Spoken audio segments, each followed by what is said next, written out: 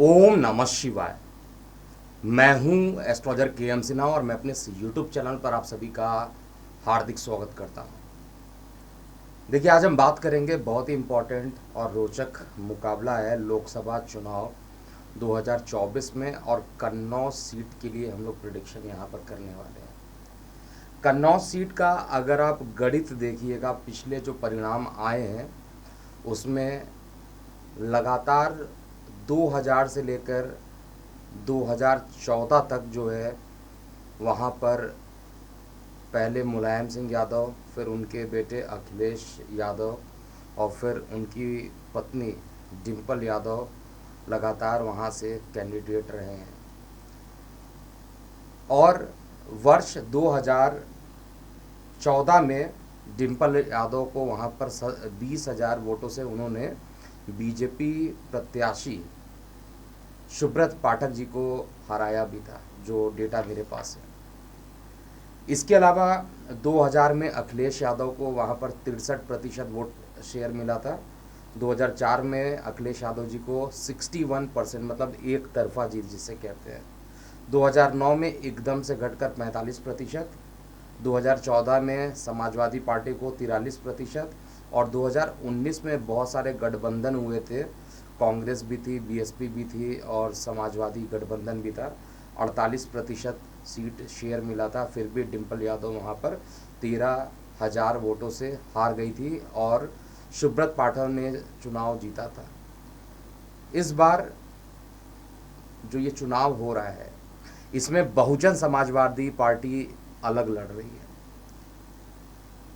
तो मेन मुकाबला भारतीय जनता पार्टी और समाजवादी पार्टी का ही रहा है कन्नौज में। ये बात अलग है कि मुलायम सिंह, अखिलेश यादव और डिम्पल यादव सब लोग वहाँ पर चुनाव जो है जीत चुके हैं, लेकिन 2019 में एक बड़ा झटका लगा है समाजवादी पार्टी पर, और समाजवादी पार्टी की उम्मीदवार डिम्पल यादव जी जो हैं उनका हारना, और वह भी बहुत करीब फाइट था।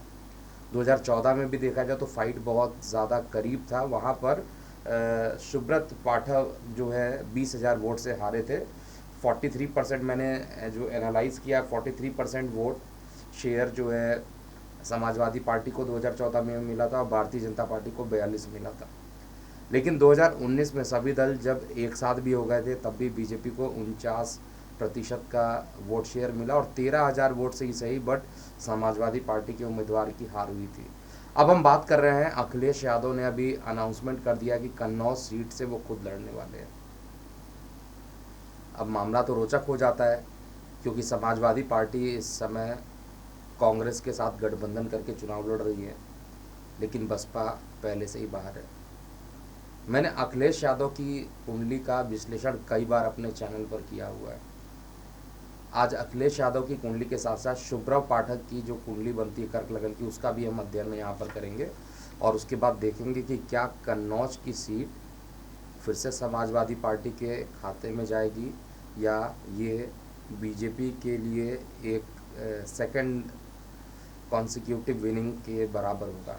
तो सबसे पहले अखिलेश यादव की, देखिए असुविधा है यहाँ पर कि चार्ट नहीं दिखा पा रहा हूँ, तो सबसे पहले बस पॉइंट टू पॉइंट मैं बता रहा हूँ, उतनी बातें बताऊँगा चार्ट से जितना आप लोगों को समझना है। मैं पूरा विश्लेषण कई बार अखिलेश यादव जी की कुंडली का किया हुआ हूँ।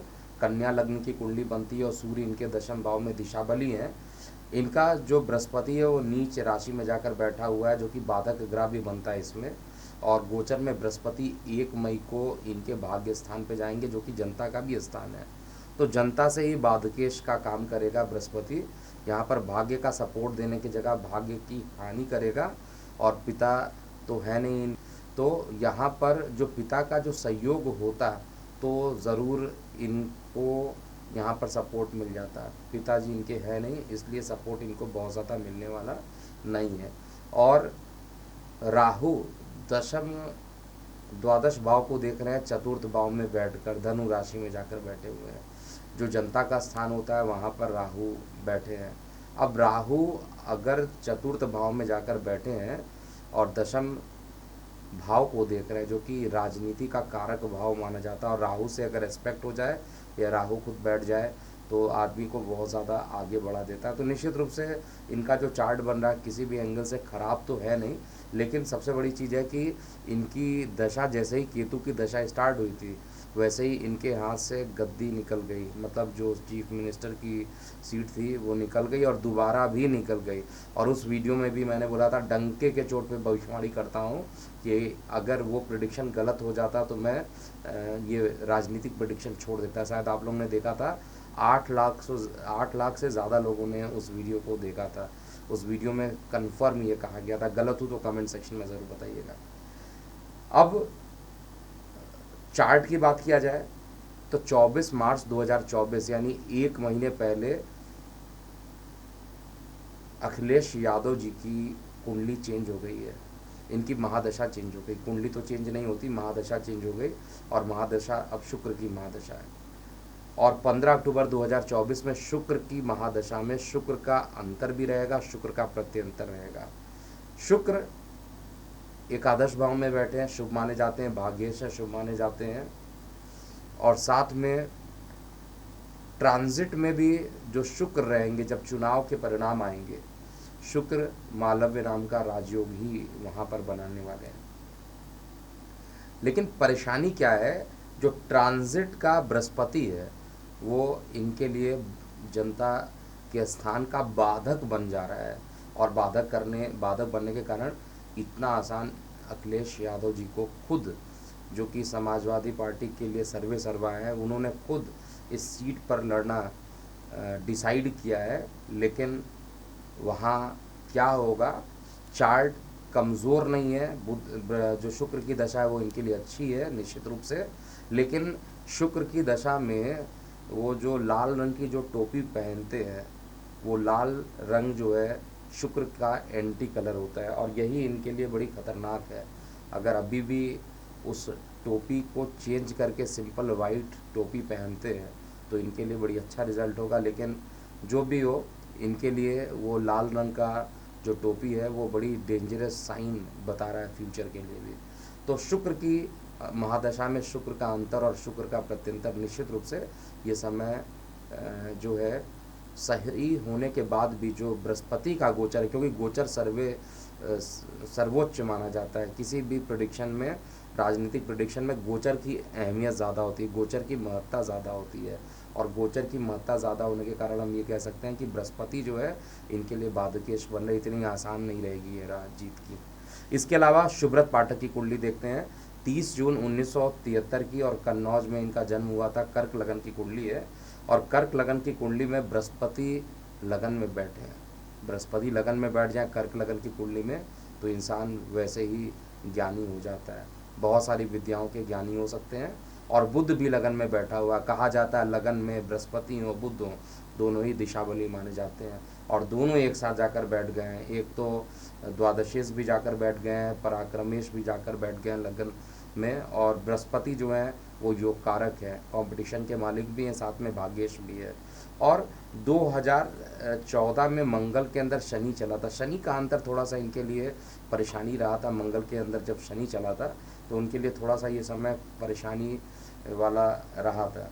लेकिन 2019 में जब से इनकी राहु की दशा प्रारंभ हुई है, राहु कहीं ना कहीं इनके लिए करियर को गेन करने वाला था।